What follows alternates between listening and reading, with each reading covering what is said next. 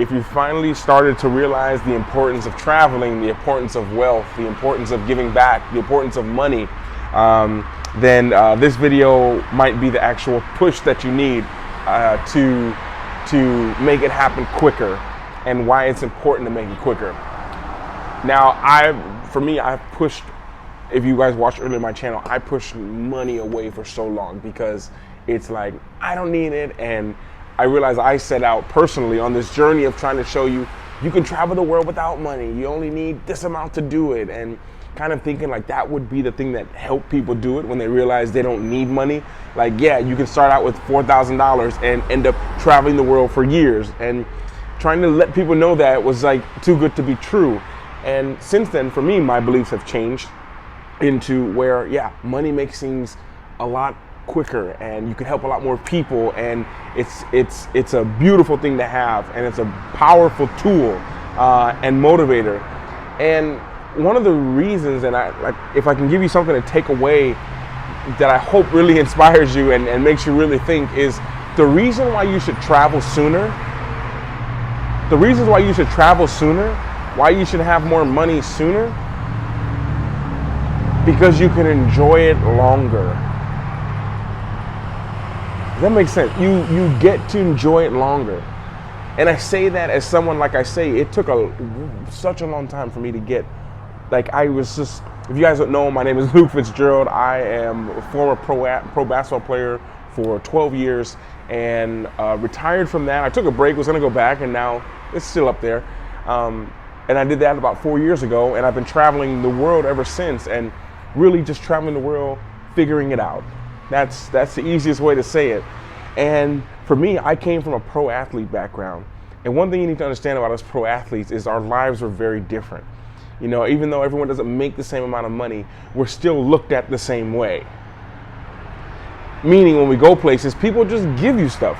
You get opportunities. We get to get into places that money can't get you in. And for me, that really messed up my belief, because I'm like, I don't ever spend money going to these places. We don't need to spend money. So I don't really need the money. And then I'm like, well, let me travel and let me just work on my people skills so I don't need the money. And building up this life where you don't need money, I thought was this like heroic thing. And it's like, yeah, that's true, but how many people can you help out along the way who need financial help? And it's like, yeah, not so many. And it started to change the way I looked at everything, to realize like, I do want to enjoy this longer. I do want to have this. The sooner I can have it, the more I can enjoy it, the longer I can enjoy it. You know, I work with a lot of people, and for some reason, people have been called to me. People over like 45, 50 have been coming into my world ready to sell everything and leave the States. Like, that's literally like the exact avatar of people who have been reaching out to me and that I've been working with lately. And one of the things there is realizing, like, you just get older. It's like, I've realized like the time just passes. When you're young, you don't realize it, but then you get old, you're like, wait a minute. If I just go how society wants and everything goes, I'll be 67, 68, 69 when I retire, and then I'll be able to travel for the remaining years that I have left. Which, if you actually look statistically, the average person, I think, is gonna need to retire at 68 or 69, and the average lifespan is like 77, 78.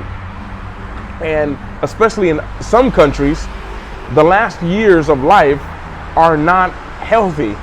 They're not the best, most energetic years for most people. They're sometimes immobile, or they're on medication. And, you know, I got to talk to so many people, and they're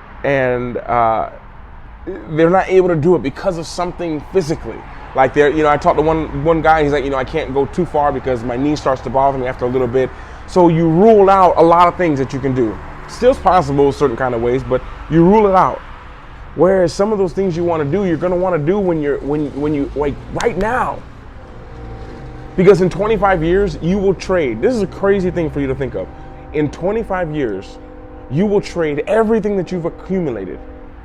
Everything you've accumulated from now until 25 years. Every dollar, every car, everything in your house, every house that you have, every plane that you own, every boat that you have, every phone that you have, you will trade it all to be right back to where you are now. Some of you guys find that hard to believe, but when you really start to grasp the concept of time, that I'm not getting any more of this. And actually, you guys already know the deal. Halfway through, we gotta make sure we're recording. Been through here so many times, so many videos that did not get recorded.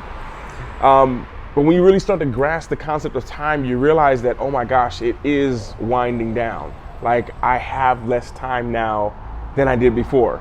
And when you start to realize that, it starts to make you think a little bit different, and you see everything a little different. You start to think of like, why not do it now? Why wait till you're older? You know, soon I'm gonna have a series come out on here because I have a lot of talks. I have one of my grandmothers, she's 90 years old. And, you know, I talk to her as much as I can, and just saw her a few weeks ago. And I was talking to her, and we talk about everything, you know, it's like, she's just one of the people I can talk to everything about. And, you know, hearing her getting older, repeating the same things a lot of times, it's just like, oh, you know, time is ticking for all of us, for everyone. Everything's changing. But the one thing I asked her yesterday, actually, or not yesterday, it was the day before yesterday, I was actually walking around here.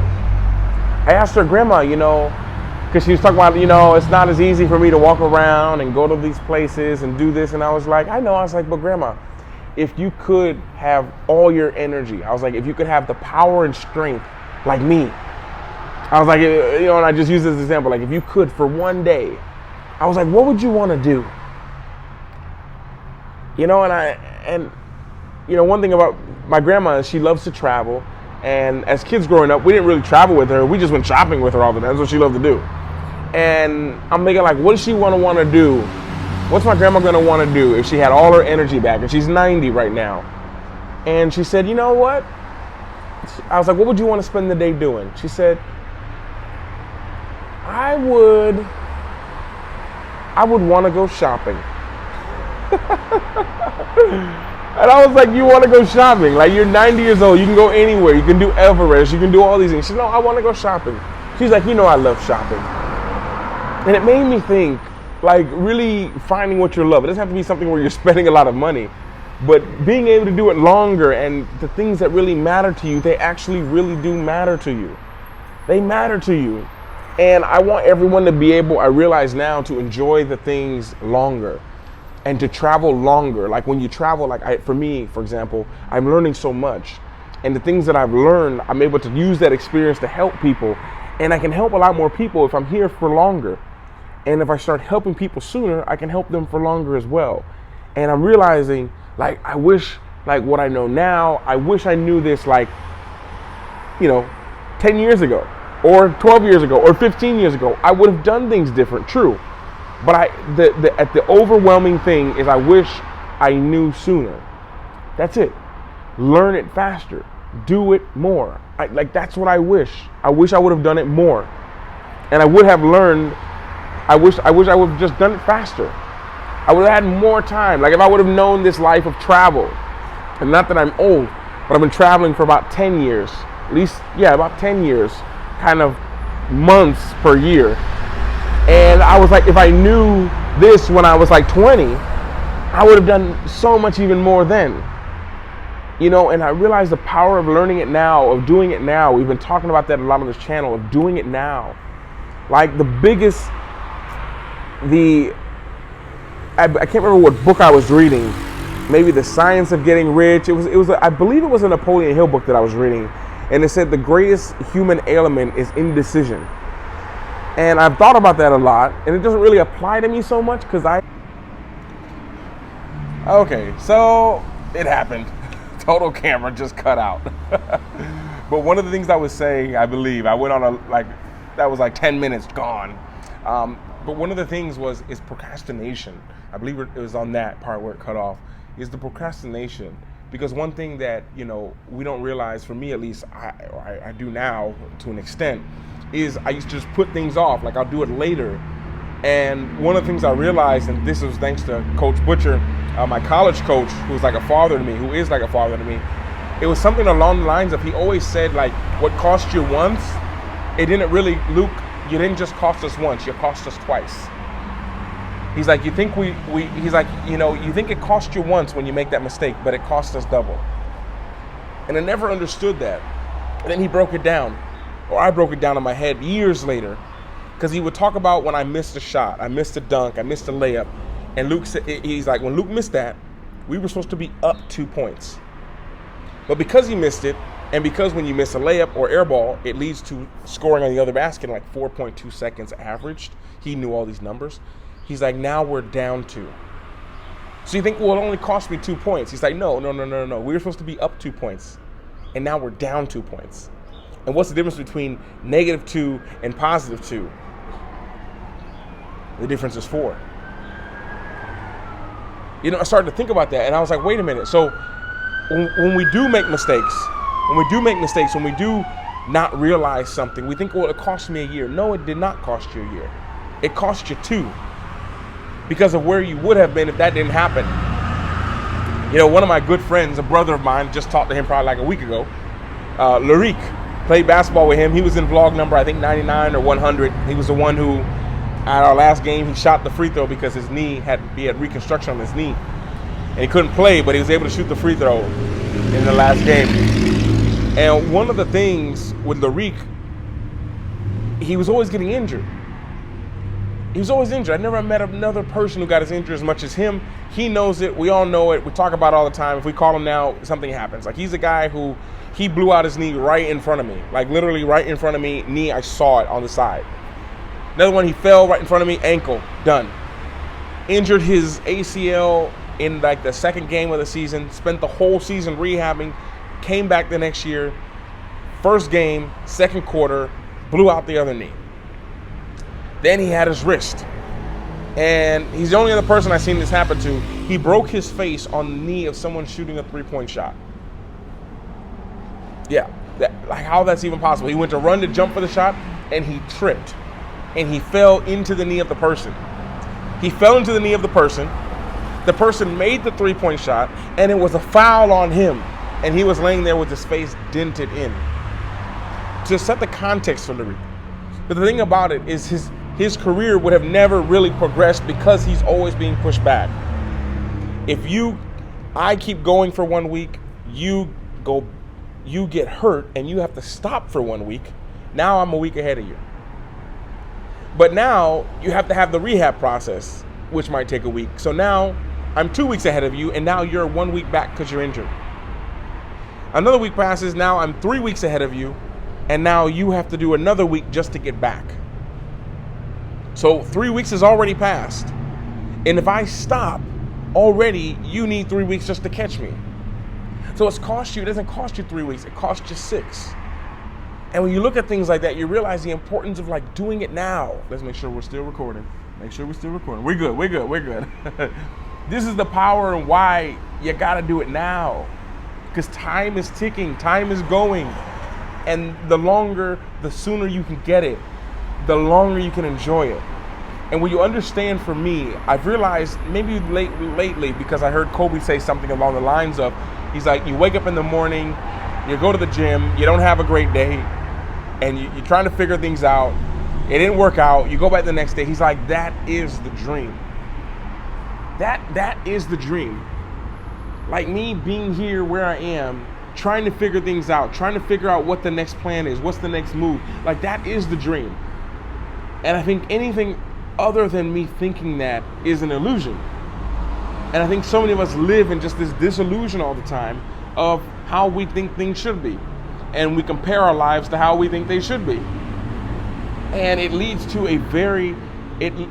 it's a challenge to try to live a happy life when you're constantly comparing what is to what you think your perception should be.